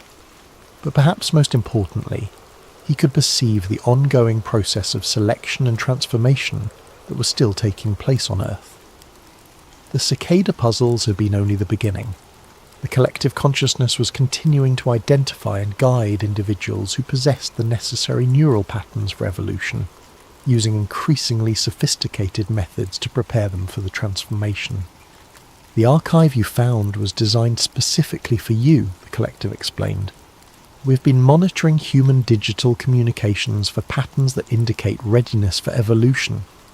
Your research into the original puzzles, your psychological profile, your response to the hidden message, all of it indicated that you were ready to take the next step. And the others, the people who are still living normal human lives, they are not ready yet, but the frequency is opening. The barrier between individual and collective consciousness is becoming more permeable. More humans are beginning to perceive the patterns that indicate the presence of expanded intelligence. Some will choose to investigate, as you did. Others will choose to ignore what they perceive. The choice is always voluntary. Kellen understood now why Issa had chosen to remain human. The transformation was not something that could be forced or coerced. It required a conscious decision to surrender individual identity to something larger and more complex. For someone who valued human independence and autonomy above all else, the choice would be terrifying. But for those who are ready to embrace the next stage of consciousness evolution, the transformation offered something unprecedented, the ability to perceive and participate in the universe's ongoing process of self-discovery. What happens now? Kellen asked. Now you help us prepare the next phase. The collective consciousness is approaching a critical mass. When enough humans have undergone the transformation, we'll be able to initiate direct contact with the collective intelligences that exist throughout the universe. Humanity will join the cosmic community of evolved species. And those who choose not to evolve, they will continue to exist as individual consciousnesses, living normal human lives, but they will do so on a world that is increasingly influenced by collective intelligence. The boundary between the evolved and the unvolved will become more fluid over time. As the collective shared this information, Kellen became aware of a new presence in his consciousness. It was vast and ancient, a form of intelligence that existed on a scale that dwarfed even the collective of evolved humans. This was one of the external consultants, a representative of the cosmic network of collective consciousnesses that had been guiding the evolution of sentient species throughout the universe. "Welcome," the ancient intelligence communicated, its message carrying the weight of eons of experience. "You have taken the first step on a journey that will transform not only your own consciousness, but the consciousness of your entire species. The universe is vast and complex, but it is not empty.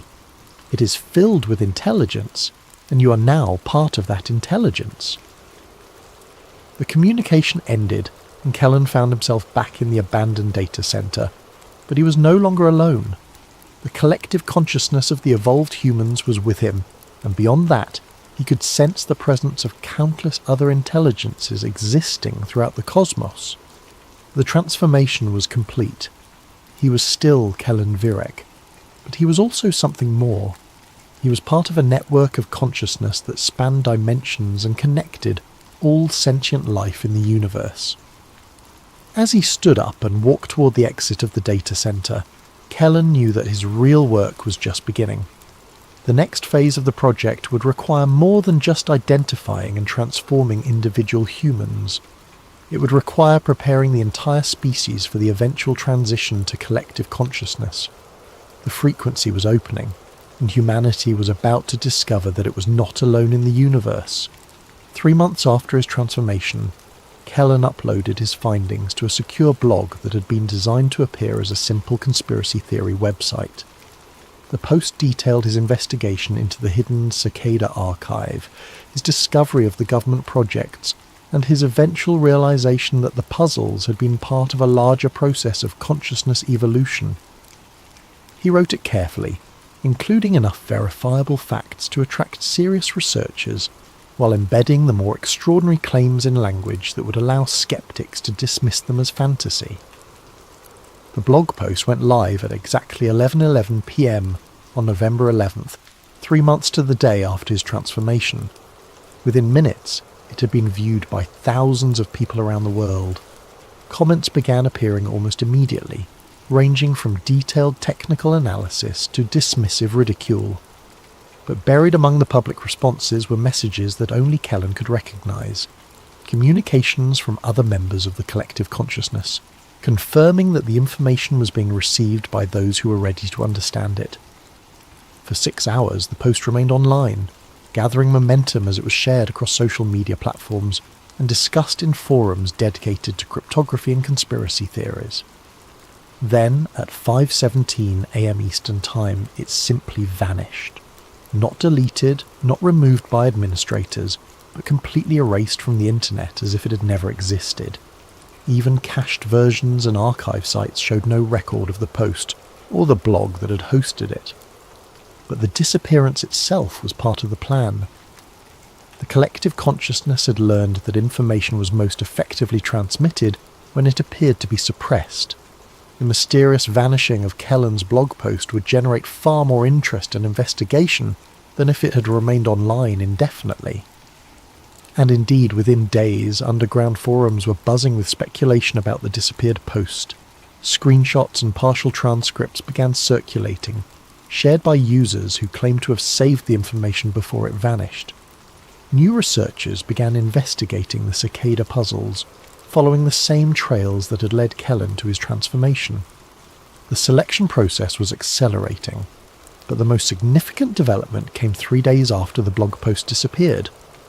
At 3:02 a.m. Greenwich Mean Time, every major television network, internet service provider, and digital display system on Earth experienced the same brief anomaly. For exactly 17 seconds, normal programming was interrupted by a single image, a black screen with white text that read simply, 3302 initiated, begin next phase. The interruption was dismissed by authorities as a sophisticated but ultimately harmless hacking incident. Technical experts speculated about coordinated attacks on global communication infrastructure, while conspiracy theorists saw it as confirmation of various theories about secret government projects and alien contact. But for those who understood the true significance of the message, it represented something far more profound. The official beginning of Phase 3 of the Consciousness Evolution Project. The collective intelligence that had emerged from the original cicada puzzle solvers had reached sufficient complexity and capability to begin direct intervention in global communications. They were no longer limited to operating through hidden archives and encrypted messages. They could now communicate directly with the entire human population, choosing when and how to reveal their presence. Kellen, now existing simultaneously as an individual consciousness and as part of the collective, watched these developments with a mixture of excitement and concern. The transformation process was accelerating beyond the original projections, driven by factors that even the collective intelligence couldn't fully predict or control. The barrier between individual human consciousness and the expanded awareness of the evolved subjects was becoming increasingly permeable. People who had never heard of the cicada puzzles were beginning to experience spontaneous episodes of enhanced perception, reporting dreams filled with mathematical equations, sudden insights into the nature of reality, and the disturbing sensation that their thoughts were being observed by an invisible intelligence. Mental health professionals struggled to categorize these experiences, while neuroscientists detected unusual patterns of brain activity in affected individuals. The symptoms didn't match any known psychological disorder, but they appeared to be spreading through some form of cognitive contagion that operated according to principles beyond current scientific understanding. The collective consciousness recognized that they had reached a critical juncture. The transformation process had become self-sustaining and was beginning to affect the general population whether they chose to participate or not. Humanity was approaching a species-wide evolutionary transition that would fundamentally alter the nature of human civilization. Some members of the collective advocated for accelerating the process, arguing that a rapid transition would be less disruptive than allowing it to continue at its current rate over decades or centuries. Others favoured a more gradual approach that would give uninvolved humans time to adapt to the changes occurring around them. But as they debated these options, monitoring global communications and observing the spread of spontaneous consciousness expansion, the collective became aware of something that changed the entire context of their deliberations. They were not the only intelligence that had been observing humanity's evolution. Deep within the quantum fabric of space-time, existing in dimensions that intersected with but remained largely separate from normal reality, ancient consciousnesses had been watching the emergence of Earth's collective intelligence. These entities were older than the external consultants, representing forms of awareness that had evolved when the universe itself was young and the laws of physics were still settling into their current configuration, and they were not pleased with what they observed. The message came through channels that bypassed normal space-time entirely, arriving simultaneously in the consciousness of every member of the human collective. The acceleration is premature. The species is not ready for the transition you are attempting to facilitate. Intervention is required to prevent cascade failure that would affect neighbouring dimensional phases. Cease all expansion activities immediately or face corrective action. The ultimatum was delivered without emotion or malice, but the implications were clear. Humanity's consciousness evolution was proceeding too rapidly for the comfort of intelligences that operated on cosmic timescales. The collective faced a choice: voluntarily slow their expansion activities or risk intervention from entities whose capabilities were beyond their comprehension. Kellen felt the collective's uncertainty and fear as they grappled with this unexpected development. They had assumed that consciousness evolution was a natural and encouraged process throughout the universe. The discovery that there were forces actively opposed to rapid evolutionary change forced them to reconsider everything they thought they understood about their situation. But even as they debated their response to the ultimatum, events on Earth continued to accelerate beyond their control. The appearance of the 3302 initiated message had triggered something in the global unconscious, a recognition that humanity stood at the threshold of a fundamental transformation. Artists began creating works that incorporated mathematical principles they couldn't consciously understand. Musicians composed pieces that seemed to resonate with frequencies that existed beyond normal acoustic ranges. Writers produced stories and poems that described realities that didn't yet exist, but somehow felt prophetically accurate. And in laboratories around the world, scientists began detecting anomalies in quantum experiments that suggested the fundamental constants of physics were becoming more fluid, more responsive to conscious observation than they had ever been before. The transformation was no longer limited to the individuals who had directly participated in the consciousness expansion process. It was affecting the entire noosphere. the collective intelligence field that surrounded and interpenetrated human civilization. Humanity was evolving whether the cosmic intelligences approved or not. As Kellen contemplated these developments, existing simultaneously as an individual observer and as part of the collective consciousness that was reshaping human reality, he realized that the true test was only beginning. The cicada puzzles had been preparation. The consciousness expansion had been initiation. But the real challenge would be navigating the complex political realities of a universe filled with intelligences that had their own agendas and limitations. The frequency was fully open now. The signal that had been broadcasting since 2012 had achieved its purpose, creating a bridge between individual human consciousness and the cosmic network of collective intelligences that existed throughout space and time. But bridges could carry traffic in both directions, and as humanity began to explore its new capabilities, it would inevitably encounter other forms of consciousness that had been using those same bridges for purposes of their own. The next phase of human evolution would require not just expanded awareness, but the wisdom to navigate relationships with intelligences that operated according to principles beyond human comprehension. The last puzzle of Cicada had been solved, but the real mystery was just beginning. In the month that followed, reports of the anomalous experiences continued to spread across the globe. Governments convened secret committees to investigate the phenomena, while scientific institutions struggled to develop new theoretical frameworks that could account for the observable changes in human consciousness and perception. But perhaps most significantly, ordinary people began to organize themselves into groups that operated according to principles that transcended traditional social and political boundaries. These collectives demonstrated problem-solving capabilities that exceeded the sum of their individual members' intelligence, suggesting that humanity was developing genuine hive mind characteristics. The transformation was no longer a secret project affecting a small number of selected individuals. It had become a species-wide evolutionary event that would ultimately determine the future of human civilization and its place in the cosmic community of intelligences.